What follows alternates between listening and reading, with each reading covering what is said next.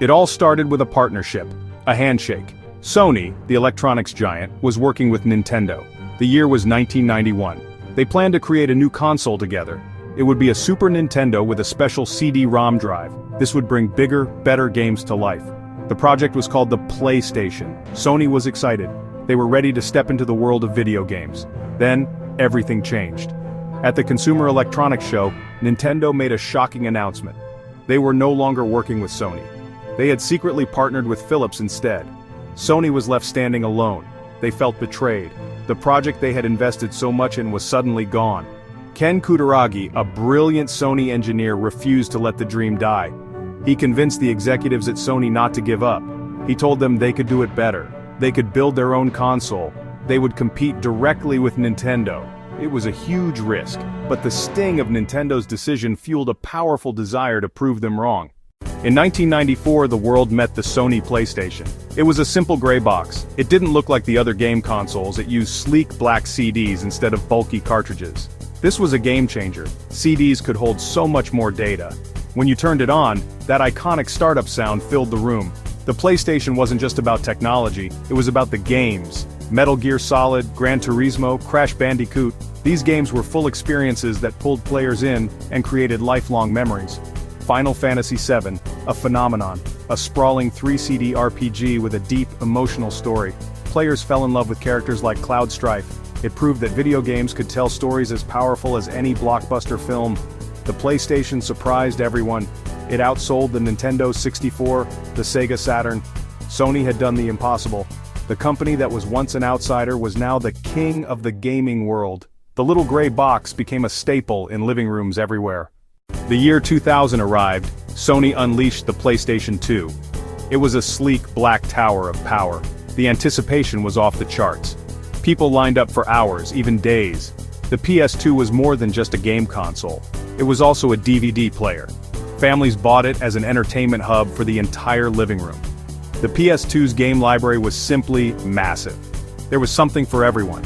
You could become a Greek god of war, explore Liberty City, swing through New York as Spider-Man, or embark on epic adventures. Metal Gear Solid pushed narrative and stealth.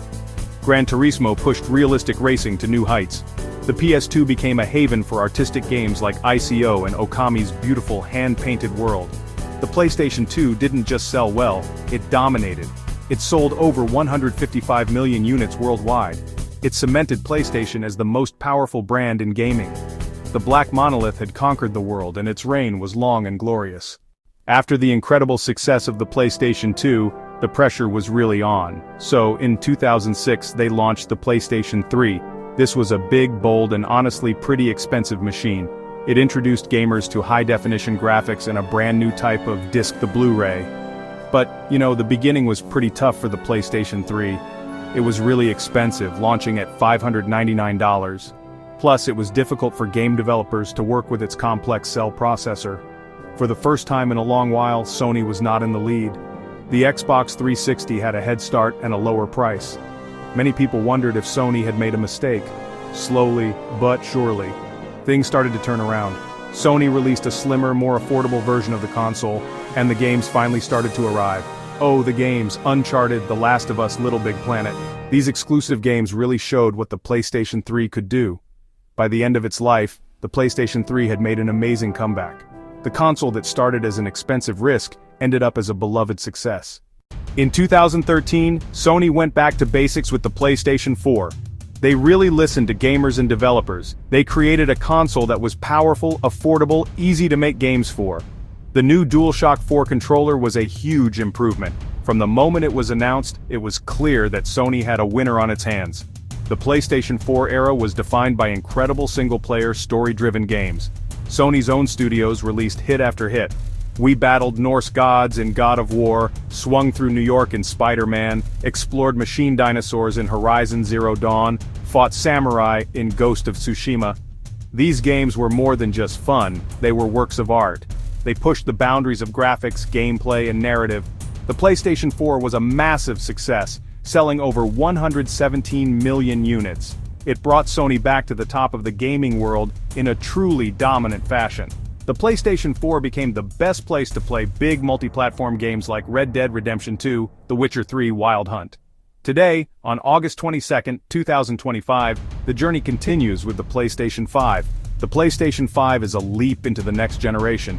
Futuristic design, lightning-fast SSD that basically eliminates loading times, and the revolutionary DualSense controller that lets you really feel the game world.